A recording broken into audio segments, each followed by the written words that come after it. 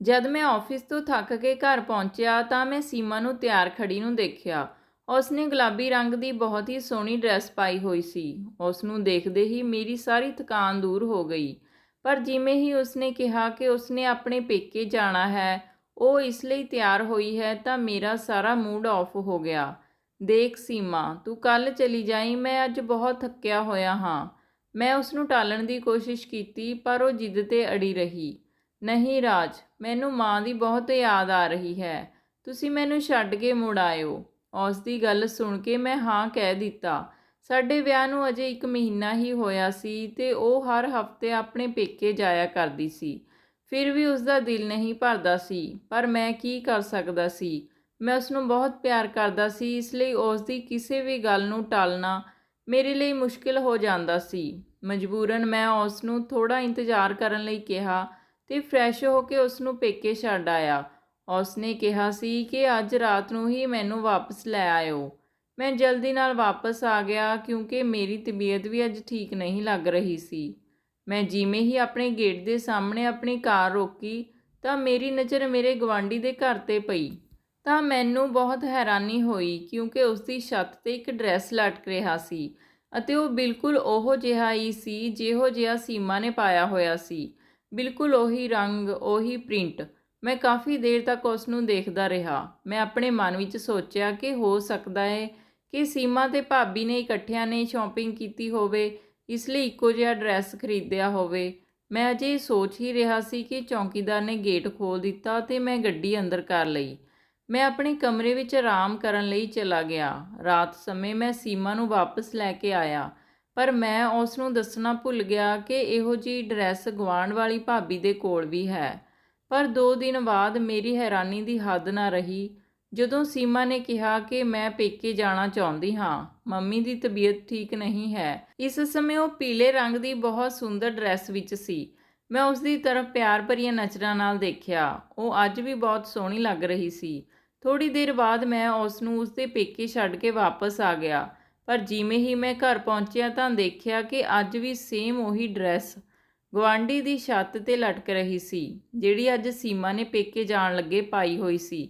ਇਸ ਤਰ੍ਹਾਂ ਕਿਵੇਂ ਹੋ ਸਕਦਾ ਹੈ? ਮੈਨੂੰ ਬਹੁਤ ਅਜੀਬ ਲੱਗਿਆ, ਪਰ ਮੈਂ ਇਸ ਨੂੰ ਇੱਕ ਇਤਫਾਕ ਸਮਝਿਆ ਤੇ ਆਪਣੇ ਕੰਮ ਵਿੱਚ ਲੱਗ ਗਿਆ। ਪਰ ਜਦ ਤੀਜੀ ਵਾਰ ਵੀ ਅਜਿਹਾ ਹੀ ਹੋਇਆ ਤਾਂ ਮੇਰੀ ਸੋਚ ਸ਼ੱਕ ਵਿੱਚ ਬਦਲ ਗਈ। ਕਿਤੇ ਅਜਿਹਾ ਤਾਂ ਨਹੀਂ ਕਿ ਸੀਮਾ ਆਪਣੇ ਪੇਕਿਆਂ ਦਾ ਬੋਲ ਕੇ ਗੁਆਂਢੀ ਦੇ ਜਾਂਦੀ ਹੋਵੇ? ਪਰ ਅਜਿਹਾ ਕਿਵੇਂ ਹੋ ਸਕਦਾ ਹੈ? ਮੈਂ ਖੁਦ ਉਸ ਨੂੰ ਪੇਕੇ ਛੱਡ ਕੇ ਆਉਂਦਾ ਹਾਂ ਤੇ ਉਸਦੇ ਪੇਕੇ ਕਾਫੀ ਦੂਰ ਵੀ ਹਨ, ਪਰ ਉਸ ਦਿਨ ਮੈਥੋਂ ਰਿਹਾ ਨਾ ਗਿਆ ਤੇ ਮੈਂ ਵਾਪਸ ਗੱਡੀ ਆਪਣੇ ਸਸੁਰਾਲ ਲੈ ਗਿਆ। ਉੱਥੇ ਜਾ ਕੇ ਮੈਂ ਦੇਖਿਆ ਕਿ ਸੀਮਾ ਉਸੇ ਡਰੈਸ ਵਿੱਚ ਸੀ ਤੇ ਮੈਨੂੰ ਦੇਖ ਕੇ ਹੈਰਾਨ ਰਹਿ ਗਈ ਤੇ ਪੁੱਛਣ ਲੱਗੀ ਕਿ ਤੁਸੀਂ ਅਜੇ ਗਏ ਨਹੀਂ?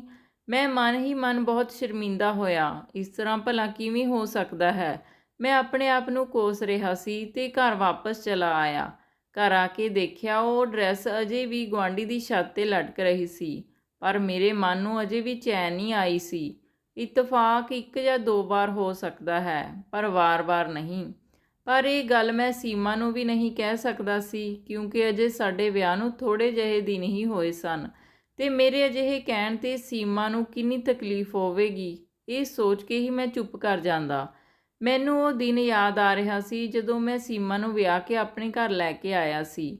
ਉਸੇ ਦਿਨ ਮੇਰਾ ਪੜੋਸੀ ਰਾਹੁਲ ਮੈਨੂੰ ਵਧਾਈ ਦੇਣ ਆਇਆ ਸੀ ਤੇ ਉਸਨੇ ਮੈਥੋਂ ਮਾफ़ੀ ਮੰਗੀ ਸੀ ਕਿ ਉਹ ਵਿਆਹ ਵਿੱਚ ਨਹੀਂ ਆ ਸਕਿਆ ਕਿਉਂਕਿ ਅੱਜ ਉਸਦਾ ਵੀ ਵਿਆਹ ਸੀ।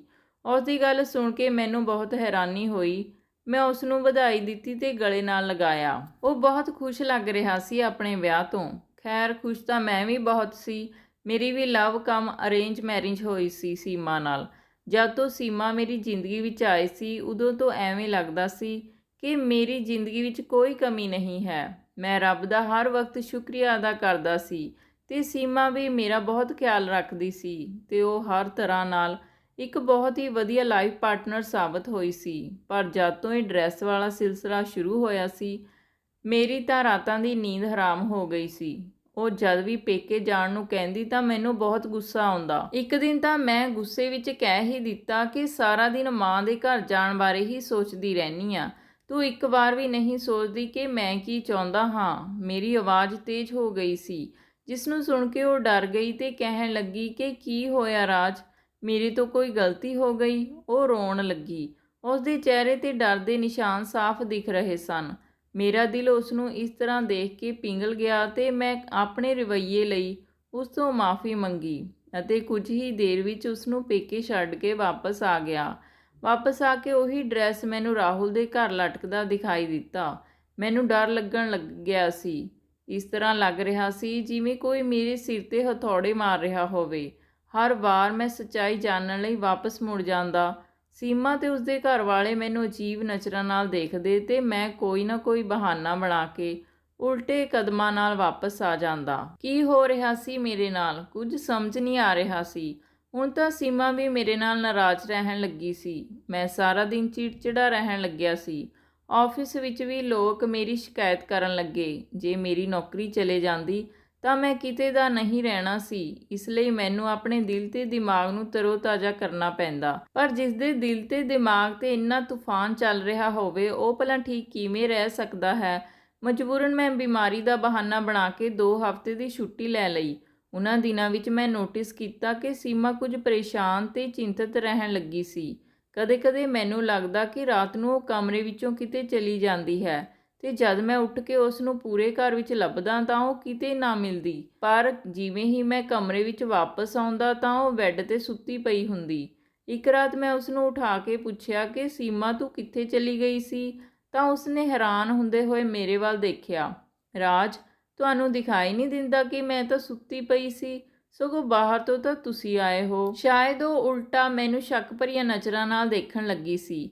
ਇਸੇ ਗੱਲ 'ਤੇ ਮੈਂ ਚੁੱਪ ਹੋ ਗਿਆ ਤੇ ਬਿਨਾਂ ਕੋਈ ਜਵਾਬ ਦਿੱਤੇ ਹੀ ਆਪਣੀ ਜਗ੍ਹਾ 'ਤੇ ਪੈ ਗਿਆ। ਹੋ ਸਕਦਾ ਹੈ ਕਿ ਮੈਂ ਕੋਈ ਸੁਪਨਾ ਦੇਖਿਆ ਹੋਵੇ। ਉਸ ਦਿਨ ਤੋਂ ਬਾਅਦ ਸੀਮਾ ਕੁਝ ਉਖੜੀ ਜਿਹੀ ਰਹਿਣ ਲੱਗੀ ਸੀ। ਮੈਂ ਉਸ ਨੂੰ ਕਈ ਵਾਰ ਪੁੱਛਿਆ ਕਿ ਕੀ ਪਰੇਸ਼ਾਨੀ ਹੈ, ਤਾਂ ਉਹ ਅਜੀਬ ਜਿਹੀਆਂ ਨਜ਼ਰਾਂ ਨਾਲ ਮੈਨੂੰ ਦੇਖਦੀ ਤੇ ਕਹਿੰਦੀ ਕਿ ਕੀ ਹੋਇਆ ਹੈ ਤੁਹਾਨੂੰ, ਮੈਨੂੰ ਤੁਹਾਡੀ ਦਿਮਾਗੀ ਹਾਲਤ ਠੀਕ ਨਹੀਂ ਲੱਗਦੀ। ਉਸਦੇ ਇਸ ਤਰ੍ਹਾਂ ਦੇਖਣ ਨਾਲ ਮੈਂ ਆਪਣਾ ਸਿਰ ਫੜ ਲੈਂਦਾ। ਉਹ ਵੀ ਠੀਕ ਹੀ ਕਹਿੰਦੀ ਸੀ। ਮੈਂ ਵੀ ਅੱਜ ਕੱਲ੍ਹ ਉਲਟੀਆਂ ਸਿੱਧੀਆਂ ਗੱਲਾਂ ਕਰਨ ਲੱਗ ਪਿਆ ਸੀ। ਪਰ ਇਸ ਵਾਰ ਤਾਂ ਮੈਂ ਸੋਚ ਲਿਆ ਸੀ ਕਿ ਇਸ ਰਹੱਸ ਨੂੰ ਤਾਂ ਸੁਲਝਾਉਣਾ ਹੀ ਪਵੇਗਾ। ਜਿਵੇਂ ਹੀ ਮੈਂ ਸੀਮਾ ਨੂੰ ਪੇਕੇ ਛੱਡ ਕੇ ਵਾਪਸ ਆਇਆ ਤਾਂ ਦੇਖਿਆ ਕਿ ਰੋਜ਼ ਦੀ ਤਰ੍ਹਾਂ ਉਹੀ ਡਰੈਸ ਰਾਹੁਲ ਦੀ ਛੱਤ 'ਤੇ ਲਟਕਿਆ ਹੋਇਆ ਸੀ। ਕੁਝ ਸੋਚ ਕੇ ਮੈਂ ਅੰਦਰ ਗਿਆ ਤੇ ਪੌੜੀਆਂ ਚੜ੍ਹ ਕੇ ਛੱਤ 'ਤੇ ਆ ਗਿਆ। ਮੇਰੀ ਤੇ ਰਾਹੁਲ ਦੀ ਛੱਤ ਬਿਲਕੁਲ ਨਾਲ-ਨਾਲ ਸੀ। ਮੈਂ ਚਾਰੇ ਪਾਸੇ ਦੇਖਣ ਤੋਂ ਬਾਅਦ ਉਸਦੀ ਛੱਤ 'ਤੇ ਗਿਆ ਤੇ ਟੰਗੇ ਹੋਏ ਕੱਪੜੇ ਨੂੰ ਹੱਥ ਲਗਾ ਕੇ ਦੇਖਿਆ ਤਾਂ ਉਹ ਤਾਜ਼ਾ-ਤਾਜ਼ਾ ਧੋਤਾ ਹੋਇਆ ਸੀ। ਉਸ ਵਿੱਚੋਂ ਪਾਣੀ ਟਪਕ ਰਿਹਾ ਸੀ। ਮੈਂ ਕਮੀਜ਼ ਵਾਲੇ ਹਿੱਸੇ ਨੂੰ ਵਿੱਚੋਂ ਫਾੜ ਦਿੱਤਾ ਅਤੇ ਉਹਨਾਂ ਕੱਪੜਿਆਂ ਨੂੰ ਨਫ਼ਰਤ ਨਾਲ ਦੇਖਣ ਲੱਗਿਆ ਜਿਨ੍ਹਾਂ ਨੇ ਮੇਰੀ ਜ਼ਿੰਦਗੀ 'ਚ ਅੱਗ ਲਗਾ ਦਿੱਤੀ ਸੀ। ਮੈਂ ਜਿਵੇਂ ਆਇਆ ਸੀ ਉਵੇਂ ਹੀ ਵਾਪਸ ਚਲਾ ਗਿਆ, ਕਿਉਂਕਿ ਅੱਜ ਮੈਂ ਸੱਚ ਦਾ ਪਤਾ ਲਗਾਉਣਾ ਸੀ ਤੇ ਦੁੱਧ ਦਾ ਦੁੱਧ ਤੇ ਪਾਣੀ ਦਾ ਪਾਣੀ ਕਰਨਾ ਸੀ। ਜਿਵੇਂ ਹੀ ਮੈਂ ਸੀਮਾ ਦੇ ਘਰ ਦਾ ਦਰਵਾਜ਼ਾ ਖੜਕਾਇਆ ਤਾਂ ਦਰਵਾਜ਼ਾ ਸੀਮਾ ਨੇ ਹੀ ਖੋਲ੍ਹਿਆ ਸੀ। ਉਹ ਮੈਨੂੰ ਦੇਖ ਕੇ ਹੈਰਾਨ ਨਹੀਂ ਹੋਈ ਸੀ, ਕਿਉਂਕਿ ਮੈਂ ਅਕਸਰ ਹੀ ਇਸ ਤਰ੍ਹਾਂ ਵਾਪਸ ਚਲਾ ਜਾਂਦਾ ਸੀ। ਪਰ ਉਸ ਨੂੰ ਦੇਖ ਕੇ ਮੇਰੇ ਪੈਰਾਂ ਥੱਲਿਓਂ ਜ਼ਮੀਨ ਨਿਕਲ ਗਈ, ਕਿਉਂਕਿ ਉਸ ਦੀ ਰਾਜ ਨੇ ਅਜਿਹਾ ਕੀ ਦੇਖਿਆ ਸੀ ਕਿ ਉਹ ਹੈਰਾਨ ਰਹਿ ਗਿਆ। ਜਾਣਨ ਲਈ ਜੁੜੇ ਰਹੋ ਸਾਡੇ ਨਾਲ। ਬਾਕੀ ਦੀ ਕਹਾਣੀ ਅਗਲੇ ਭਾਗ ਵਿੱਚ। ਧੰਨਵਾਦ ਜੀ।